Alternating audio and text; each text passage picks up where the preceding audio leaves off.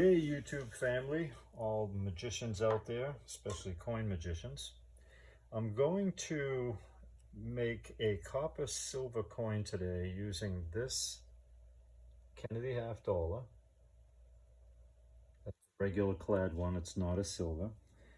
I'm going to put it into the 5C collet. I ended up cutting out the collet just enough to fit the coin inside. And now I'm going to tighten it up a little bit.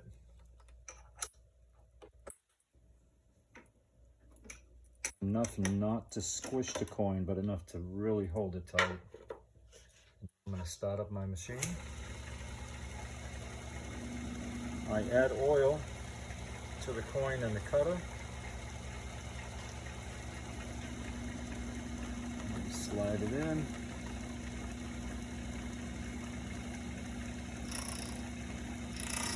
Barely touch it. Now I'm going to go in about maybe 10 thousandths of it. That should be good.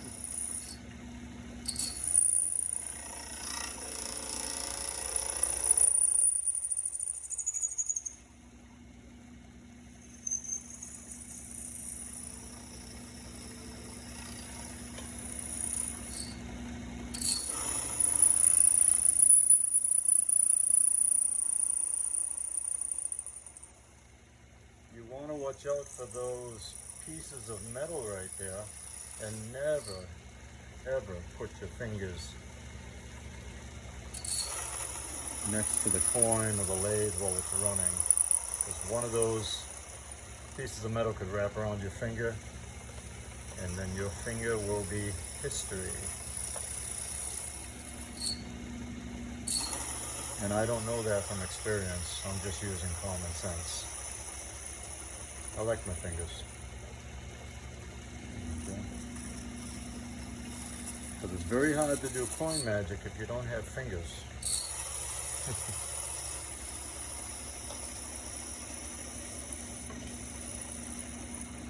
I do use these to just grab that. And even that's probably not the safest, but it's better than putting your fingers in there. The oil is important. It saves your tip and it gives you a clean cut. So I use the Magic Tap oil. Really works good. I've been using it for years.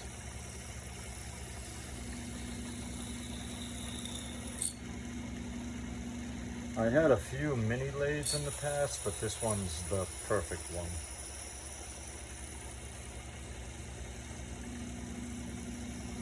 Now we're almost to the midline already.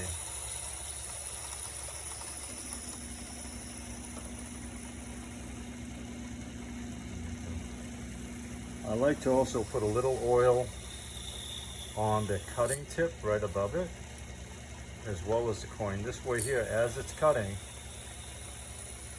the oil is kind of dripping towards the tip there too, feeding it. So in case you run low on the coin itself, the tip always maintains a little bit of oil. Again, you only want to take off a little bit at a time. If you try to get too much, you can pop that coin right out of there. But it's trial and error.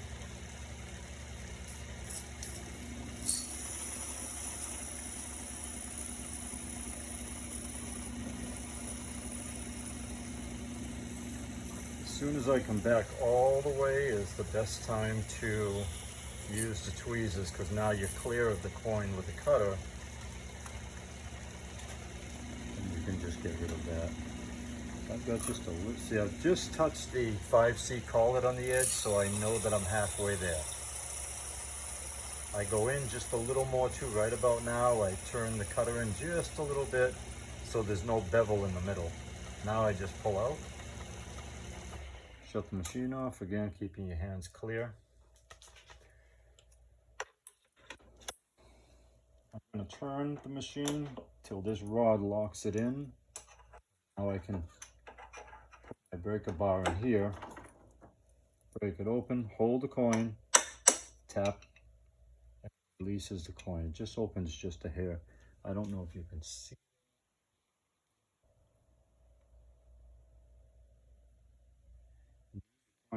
And when you get two coins together like that, two halves, you slide it together. It makes a real nice fit.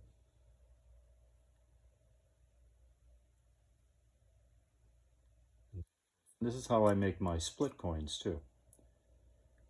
I end up cutting a recess in the bottom, 20 millimeter to be exact, and maybe a 1/2 millimeter deep, and that will clear a magnet of that size.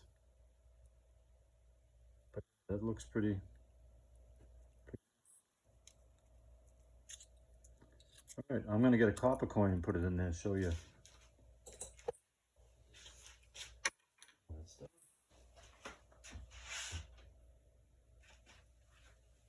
Take an old King George. Let's see. We'll take the back off only because trying to match up copper coins with dates being that old, it's not easy. But sometimes I do find dates that are the same, and it's real nice. But trying to get the exact wear on the coin and everything is not an easy task. But I like to do it. And, I don't charge a whole lot of money to get it done. All right, I'm going to turn it. Again, I'm going to oil the coin. Move in on it. Just barely touch it in the beginning.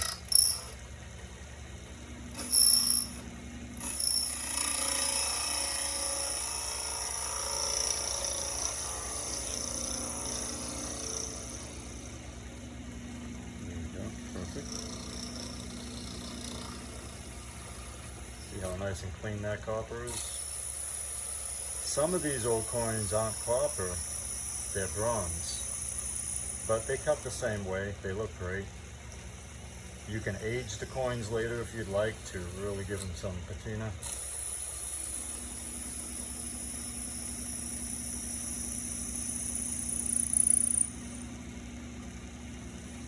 They say that copper gums up on the machine, but I've never had a problem with it. Maybe it's just the cutters I use and the machines I use.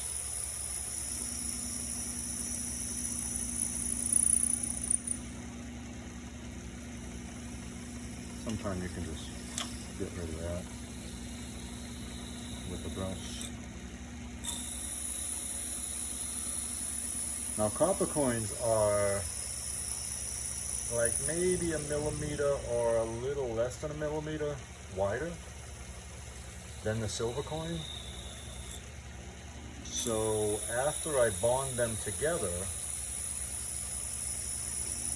I just take a file and I very gently go along the edge, and I'm able to clean it up real nice to make it exact size of the silver coin.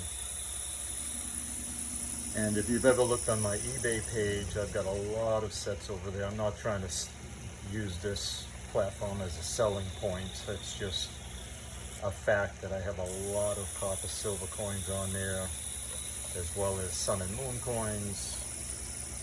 And again, just to look at. I'm not trying to sell you anything. I do okay on eBay. I don't.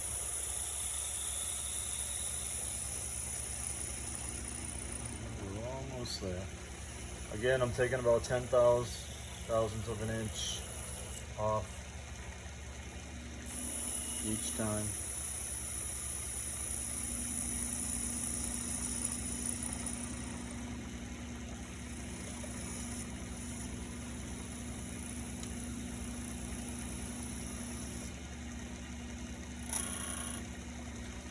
I've reached the midpoint. I'm going to go in, and right about here I go in just a hair more, just so there's no dome in the middle, because sometimes there is.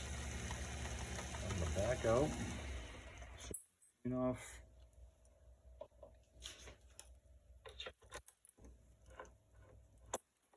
Up.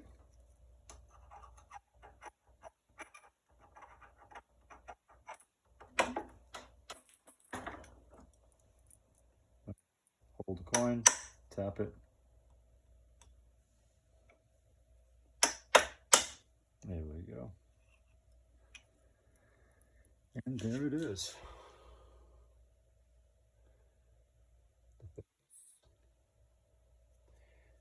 I get the other coin here.